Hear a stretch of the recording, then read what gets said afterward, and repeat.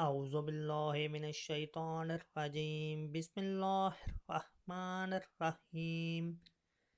حضرت ابو ہریرہ رضی اللہ تعالیٰ عنہ سے روایت ہے، ایک مرتبہ نبی صلی اللہ علیہ وآلہ وسلم مجلس میں لوگوں سے کچھ بیان کر رہے تھے کہ ایک دیہاتی آپ کے پاس آیا اور کہنے لگا، قیامت کب آئے گی؟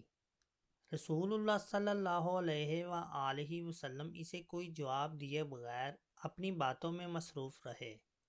حاضرین میں سے کچھ لوگ کہنے لگے، آپ نے دیہاتی کی بات کو سن تو لیا ہے لیکن اسے پسند نہیں فرمایا، اور بعض کہنے لگے، ایسا نہیں ہے بلکہ آپ نے سنا ہی نہیں۔ جب آپ اپنی گفتگو ختم کر چکے تو فرمایا، قیامت کے متعلق پوچھنے والا کہاں ہے؟ دیہاتی نے کہا، ہاں یا رسول اللہ صلی اللہ علیہ وآلہ وسلم، میں حاضر ہوں۔ آپ نے فرمایا، جب امانت ضائع کر دی جائے تو قیامت کا انتظار کرو۔ اس نے دریافت کیا، امانت کس طرح ضائع ہوگی؟